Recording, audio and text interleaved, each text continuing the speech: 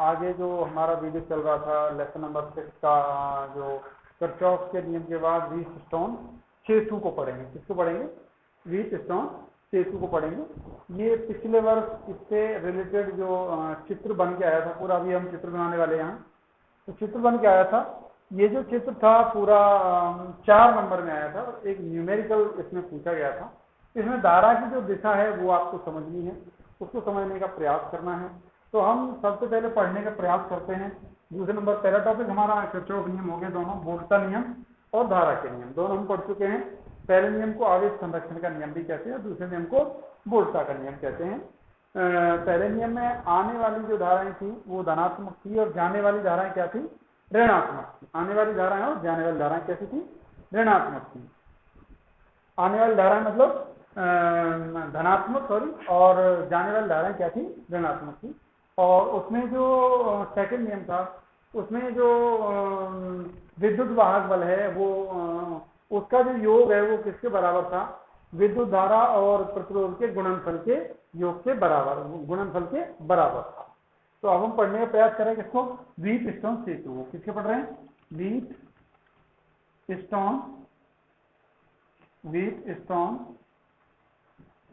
Wheatstone सेतु को पढ़ रहे हैं। किसको पढ़ रहे हैं? सेतु। व्हीटस्टोन इसका नाम इसलिए पड़ा क्योंकि एक व्हीटस्टोन नामक वैज्ञानिक ने बनाया था और 1842 ईस्वी के आसपास बना है। और सेतु का मतलब होता है इसमें दुनिया भर के प्रतिरोध जुड़े होते हैं। यानी हम सिर्फ यहाँ अपनी 12th क्लास के लिए सिर्फ 4 प्रतिरोधों का उपयोग करेंगे। जैसे देखिए जरा, मैं यहाँ एक कक्षा चित्र बना रहा हूँ, उसको समझेंगे पहले, ठीक है? इसमें मैं 4 प्रतिरोध लूंगा और ये चारों प्रतिरोध इस प्रकार से होंगे। देखिए जैसे जैसे मैं बना रहा हूं इसको, ऐसे ही आपको बना लेना है इसको। तो ये इसमें एक बीच में गैल्वेनोमीटर होता है, इसे मैंने G से प्रदर्शित किया है। और ये इसमें एक और प्रतिरोध जोड़ देते हैं अपन। इन प्रतिरोधों के कोई भी अपन नाम दे देंगे, ठीक है? चित्र इतनी अहमियत नहीं रखता है फिजिक्स में जितना कि डेरिवेशन अहमियत रखता है।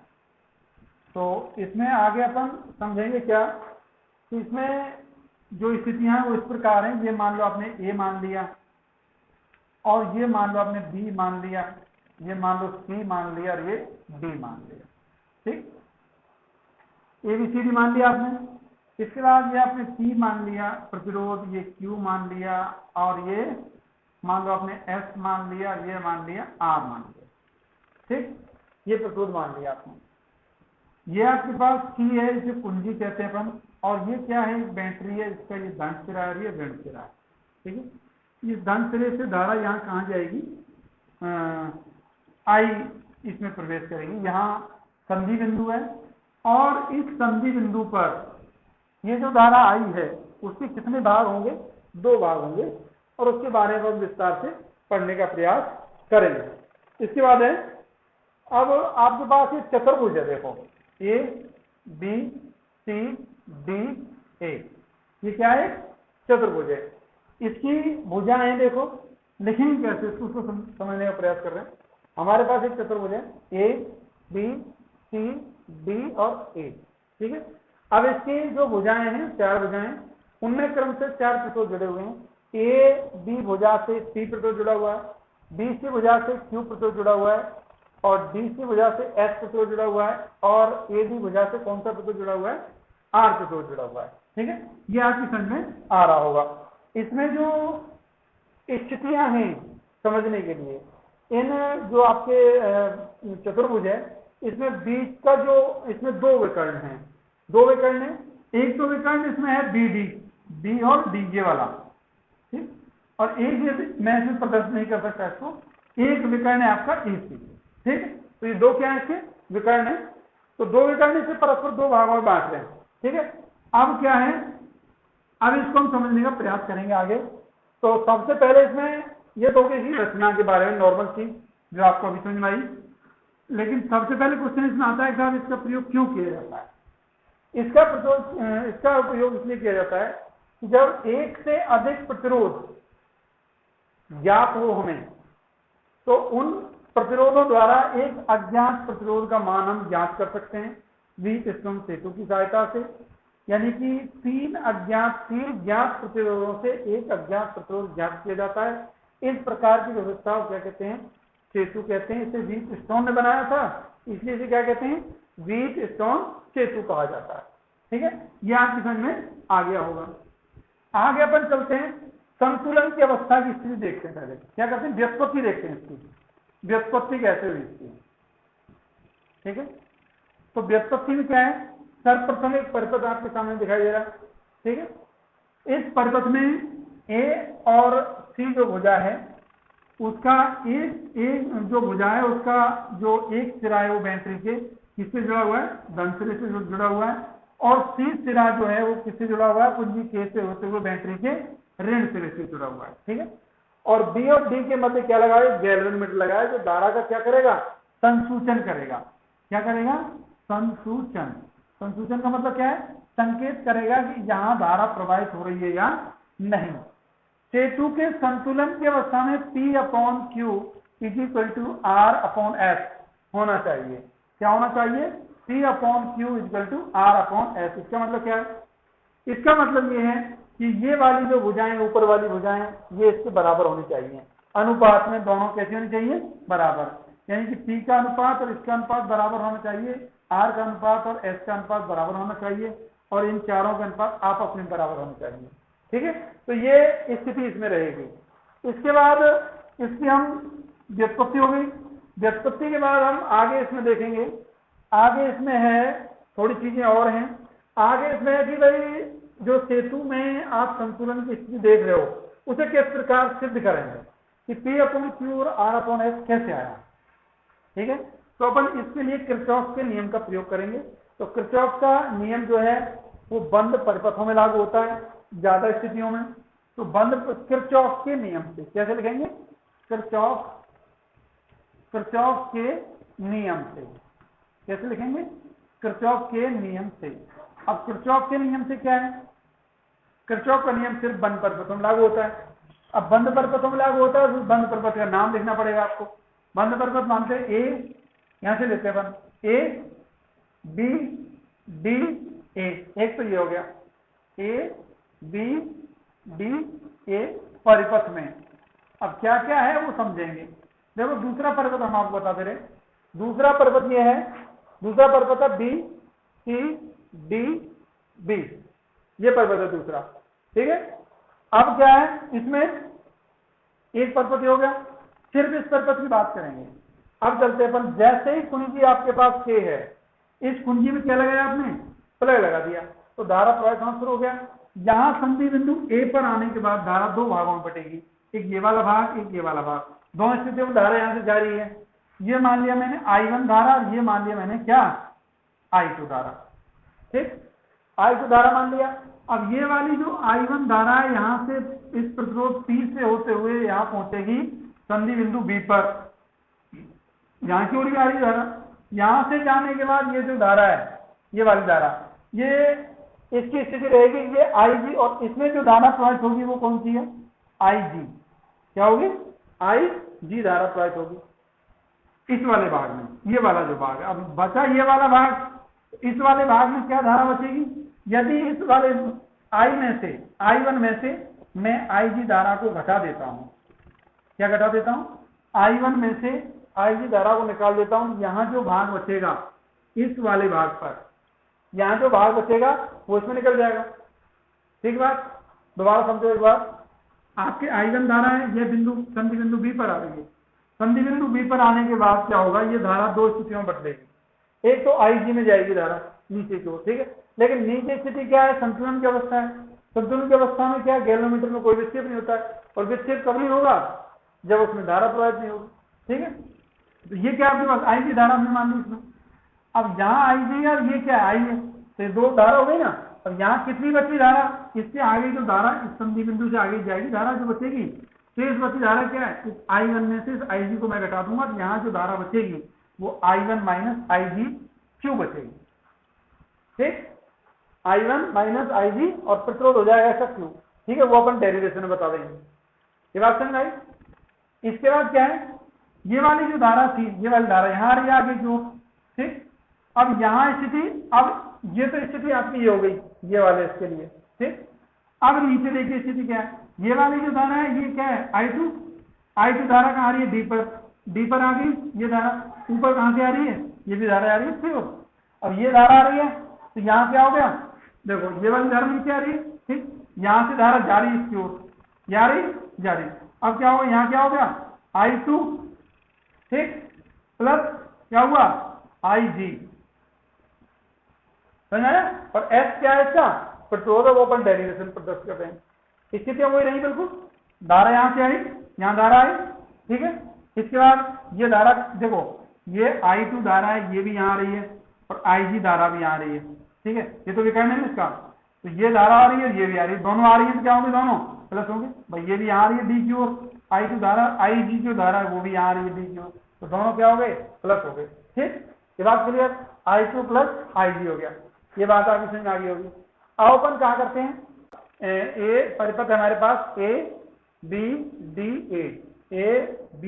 D A, आपके पास आया I1P और I1P के बाद यहां से अपन नीचे की ओर आएंगे, यहां से धारा जा रही है, तो I2G इंटू जी, ठीक है। और ये वाली धारा यहाँ से नीचे की ओर आ रही है।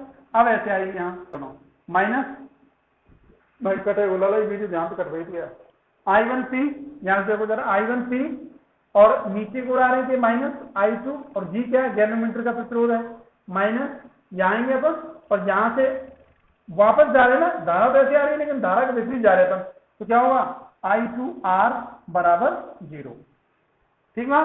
अब क्या है, संतुलन की अवस्था में कैसे करेंगे, संतुलन की अवस्था में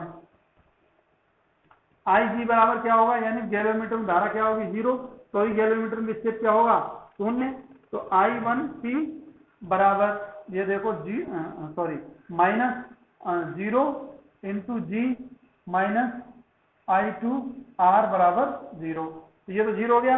आपके पास होता I1P माइनस I2R बराबर 0, ठीक है। आपके पास बचा I1P बराबर I2R, ठीक है। अब हम करेंगे I1 अपॉन I2 बराबर क्या आ गया, R अपॉन P, ठीक है। ये यहां तक ऐसे आ गया हमारे पास, ये समीकरण क्या डाल देंगे, समीकरण नंबर 1, ठीक। ये परिपथ नंबर क्या हो गया हमारा, 1, यानी A B D A में क्या स्थिति है, ये धारा स्थिति, ये जो प्रतिरोध है ये स्थिति में, ये संतुलन की स्थिति में दोनों। अब क्या है, आगे चलेंगे अपन, आगे अगला जो परिपथ है उसको लेंगे। अगला जो परिपथ है वो क्या है, देखो हमारे पास अगला जो परिपथ है वो है B C D B परिपथ में। इसमें क्या क्या है भैया, इस परिपथ में देखो आपके पास शुरुआत में ही है क्या, ये वाली पहली ले लें, ये वाली IG है, तो IG पहले लेते हैं, तो IG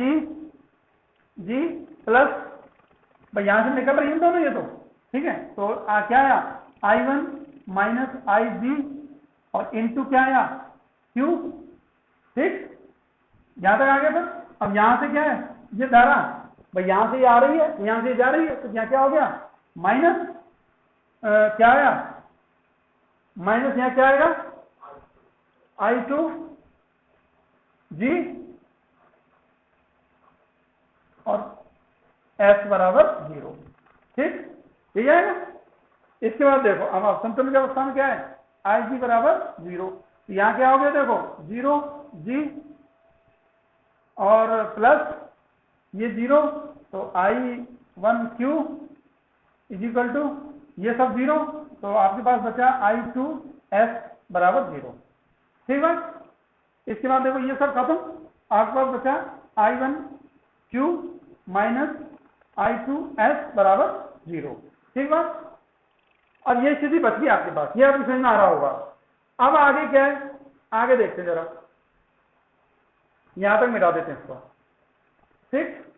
आगे हमारे पास है यानी कि I1 Q is equal to I2S बराबर 0। हमें करना है I1 upon I2 is equal to क्या है S अपॉन Q। ठीक बात। अब देखो ये हो गया समीकरण नंबर 2 और ये हो गया समीकरण नंबर 1। अब इनको क्या करेंगे, दोनों की तुलना करेंगे। क्या करेंगे, तुलना करेंगे। तो ये वाला पोर्शन खत्म, हमारे पास क्या बचा, R upon P is equal to S upon Q। ठीक, ये बच गया। अब हमें यहां क्या करना है, यदि हम यहां अज्ञात प्रतिरोध का मान ज्ञात करना चाहते हैं, क्या करते हैं, अज्ञात प्रतिरोध का मान ज्ञात करना चाहते हैं, तो क्या करेंगे, इसका गुना इसमें हो गया, इसका गुना इसमें हो गया, तो SP is equal to RQ और S बराबर क्या आएगा, RQ अपॉन क्या आया P। ठीक, ये हो गया क्या हमारा अज्ञात, हमारा उद्देश्य क्या था, अज्ञात प्रतिरोध का मान ज्ञात करना। क्या हुआ, अज्ञात प्रतिरोध का मान ज्ञात करना, ये हमारा मुख्य उद्देश्य था। तो इससे हम क्या कर सकते हैं, S यदि हमें R और Q और P तीनों यदि ज्ञात हो और S हमें अज्ञात हो, तो इन तीनों द्वारा ये चौथा प्रतिरोध ज्ञात हो सकता है। ये हमने सिद्ध कर दिया, यानी 3 अज्ञात प्रतिरोधों से चौथा, 3 ज्ञात प्रतिरोधों से एक चौथा अज्ञात प्रतिरोध ज्ञात किया जा सकता है। ये इसका मुख्य कार्य है, इसका व्हीटस्टोन सेतु का। अब इसमें एक स्थिति और है, देखिए जरा, एक स्थिति क्या था, आपके पास ये आ गया निकल के, हमें चाहिए P upon Q is equal to R upon S। बड़ी आसानी निकाल सकते हैं, इससे कोई दिक्कत नहीं है। ठीक है, तो ये आराम से निकल जाएगा आपको। ठीक, ये समझ में आ रहा होगा आपको। ठीक है, तो यहां आप आगे क्या कर देंगे, P upon Q is equal to R upon S पक्षांतरण करने के बाद। ठीक, तो ये आपका क्या है, सिद्ध हो गया। क्या हुआ, सिद्ध करना था हमें।